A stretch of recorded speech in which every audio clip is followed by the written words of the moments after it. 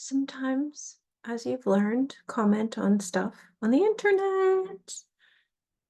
Anyway, an interesting thing came up on, of all things, the White House page. I find the commenters on the White House page to be the most atrocious.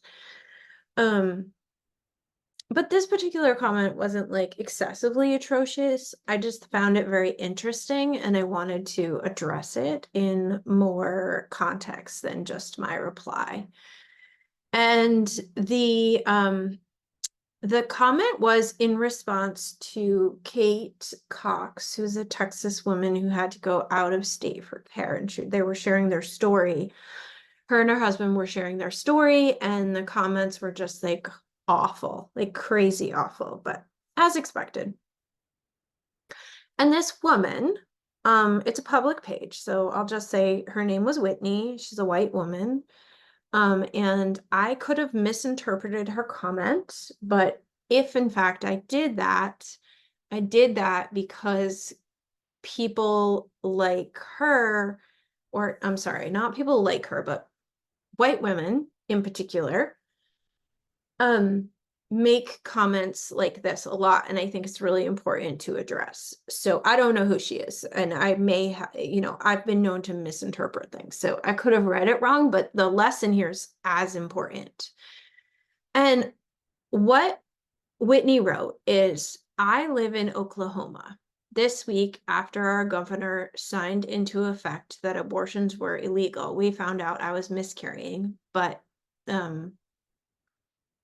my wasn't recognizing it. I don't know what that means. I was worried. I had seen and read all of these stories similar to hers and asked my doctor what we needed to do. I was able to receive a D&C because it was affecting my body and would become septic. I'm confused as to why I was able to have the procedure done. Now, she's responding to a thread that says there are abortion exceptions in every state. No person who is sick is not going to receive care. So she's responding saying, like, I received care when I needed it. And I think what's important to note, and I'll just read my response, which was, Whitney, I have the utmost respect for your provider, and I'm so glad you got the care you needed. This is an example of privilege. It's a privilege to access care like you had. Not all people are getting that care, but it's certainly an example of what's possible. And again, I'm glad you had it. So this is a mistake made in the abortion conversation over and over and over again. It's like, well, if I got the care I needed, then you can get the care you need. And it's such a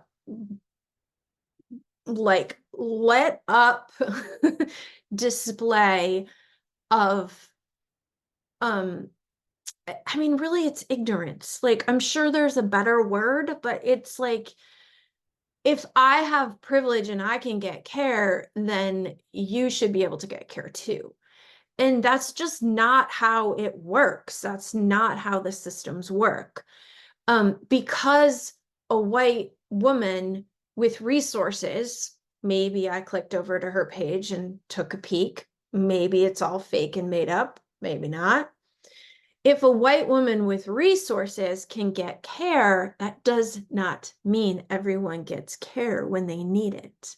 People are treated differently based on their race, their class, the mood of the provider they have access to because of their insurance, the care center they went to. There's so many reasons, their religion.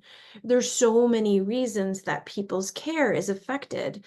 And it is our job to remember that what happened for us is not what happens for everyone. If you take my case, like, I got my care from my OBGYN. That doesn't mean everyone can do that. That was a privilege I had. So I think this is really important to remember and to notice and to pay attention to when we're doing it and when we're seeing it out there on the internet.